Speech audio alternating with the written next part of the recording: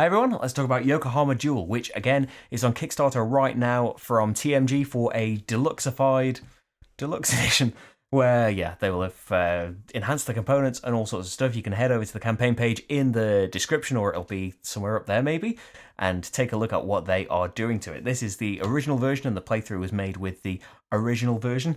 So I really enjoyed it. We played Yokohama when it came out. It's a couple of years ago now. Enjoyed it. It's a similar thing where it's on a bigger board, and I don't just mean that the pieces are bigger, but there's more locations and things, and you are moving around and kind of leaving workers as a kind of breadcrumb trail, and they are enhancing your power when you go back to those actions. But there is a lot of similar elements kind of distilled into Duel that were in Yokohama, as you might expect.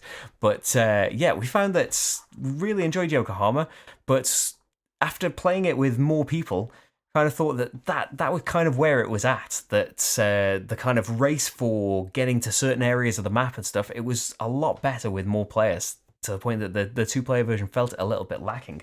So, a two-player only version of it, as someone that generally, most of the time, plays two players, really excited about that, and I think it works really well. The worker placement system, for a start, of you've got both of you have got workers 1, 2, 3, 4 power, and you play them in the same order, unless you've got a technology card that affects that. And you then look at the action spots that are very quickly filling up, and towards the end you will end up with your most powerful action card and not necessarily have the place to use it most effectively anymore. You might want to take a suboptimal action, not get the amount of resources you need, or however your situation is, because the space is still available. Unless you've got the one technology card that is going to let you use that space, then you're going to be really stuck. So it is that balance between the place you want to go still being available, and you going there with enough power to achieve what you want to. Because, ideally, you want to go there, you want to get all of the resources, or money, or flip all of your import tokens, or whatever you're aiming to do, and you want to go there with at least 4 power so you can build something. You want to go there with money so you can afford to build something there. And you want to go there with 5, 6, 7 power so you get the extra bonus resources as well. But it's not very often that you can have all of this come together, especially it's a once per round kind of thing, unless it gets towards the end of the game when you've amped up your cards. It's a really nice system that you get to flip over one of those cards every round, enhancing them by 1 power, and you pay for the privilege. One of them is free, the least powerful one. And so it's an interesting choice that, even if you've got the upgrade your worker for free technology card, it's an interesting choice do I want to start out a little bit stronger, or do I want to finish up with a really big bang? Because you are still locked into the structure, to the order of playing them from lowest to highest. There's a lot of different ways to go down. There's the order cards, you can go for the church cards, the technology cards, grabbing the import tokens and flipping them over. There's enough different things to do, but it being a two-player game, everything is interwoven and tight enough that it feels that you have to kind of stay in competition for all of these things. I say that with the previous game score sheet that I've seen from before we got it, and the game that we've played, I only played it once because the Kickstarter's on, it needs to be made.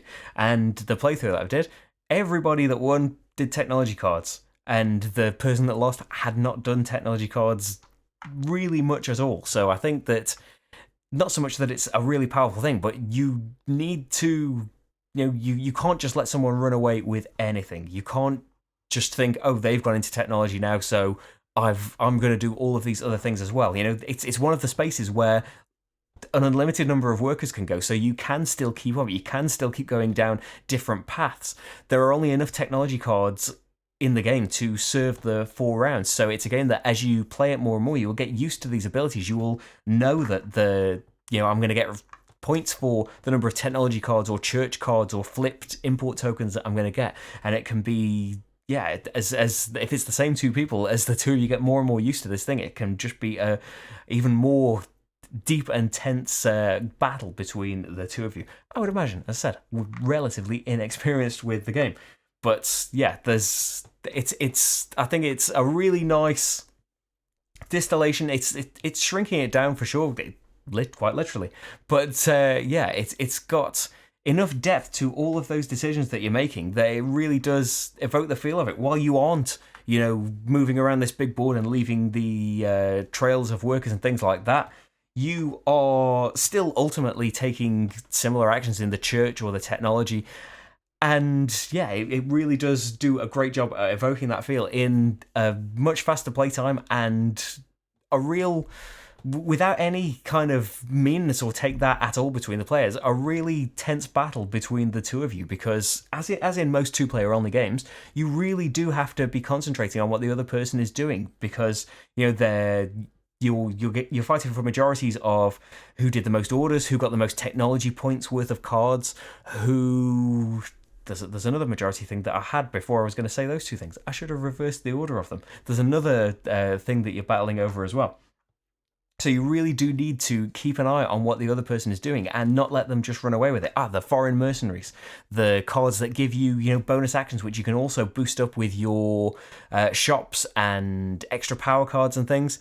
Yeah, and go to places that have already been used, have already been blocked off from you. So it's a nice extra avenue to go down, but there's not enough for both of you. So while it isn't a huge barrier to get to them, do 3 order cards, get 2 church cards, flip 2 import tokens, you're not going to do them right away, but you're probably going to do those 4 things before the end of the game, but there aren't enough cards for both of you. So that's another thing that you have to keep an eye on so that you don't lose out on basically extra actions. Yeah, really, really enjoyed pretty much everything in it, but I was the guy with the technology cards, so I would enjoy it, wouldn't I?